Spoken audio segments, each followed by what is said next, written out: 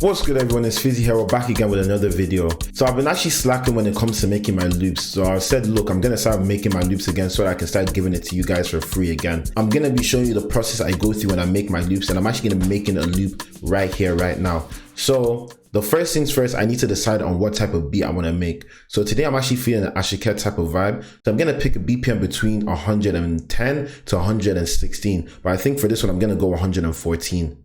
So after picking my BPM, I now just pick my main melody sound. So I think I'm gonna go for a piano sound because I've been recently feeling the piano again. So I'm gonna go to my Lab X and I'm just gonna lay down the chord progression. I'm thinking of 4, 5, 1. So I'm gonna go to the 4th note, 1, 2, 3, 4. And then I'm also gonna go to my 5th note, which is this one above, and I'm gonna go to my 1.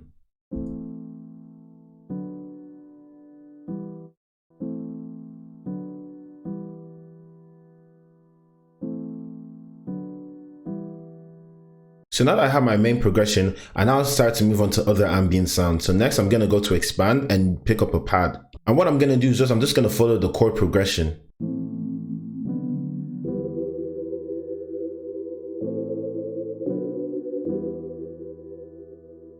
So now that I have my pad and my piano, it's now time to find other melodies that accompany the main piano sound. So I'm now gonna go to purity and I'm now gonna add in a tremolo signal.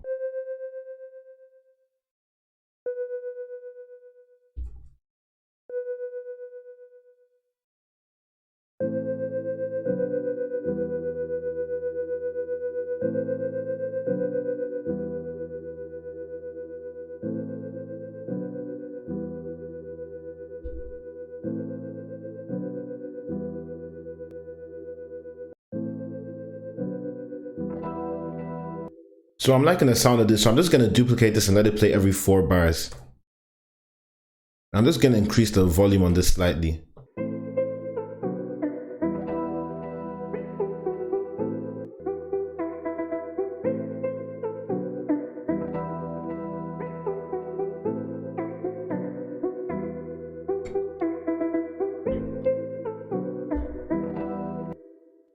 So that's it mainly for the loop. When it comes to making a loop, I don't do too much because the reason why is so when the person that actually gets the loop, they can actually still add more elements to the melody and everything, or they can maybe add in or take away some stuff that they don't like as well. Because if I add too much, it's gonna make it a bit too confusing, a bit too complicated for the person using the loop. So what I think is less is more and more is less, if that makes sense to you. But yeah.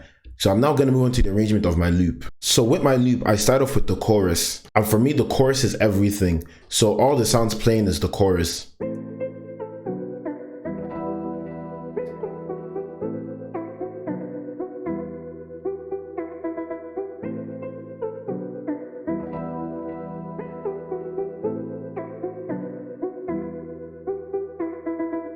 So after the chorus, after the 8-bar melody of the chorus, I now move on to what I would consider the verse, which would be the piano, and then the pad, and then lastly, the tremolo signal. And then for my bridge, I would then duplicate that over while then adding in this organ sound. So altogether, the way my structure of my loops go is chorus, verse, and then bridge.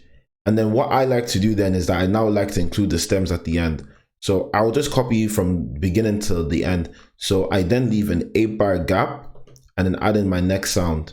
I then leave a 4-bar gap just so that if there's any delay or any reverb that it doesn't tail off in.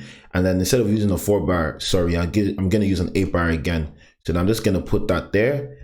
And then I'll just repeat this process for every single sound, just so that the next sound doesn't bleed into the other ones. Because sometimes some of the sounds actually have a bit of decay. But yeah, then after that, I will then begin to mix my sounds.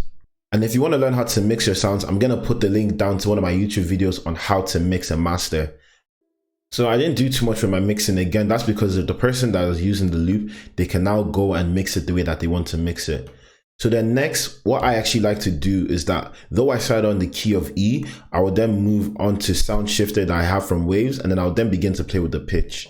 That's it for me, everyone. Comment down below of what you think of the loop, and I'll make sure to drop this loop in my Discord channel, so make sure to stick around and check out my Discord channel to see the loops and everything. But yeah, thank you guys for watching. Peace.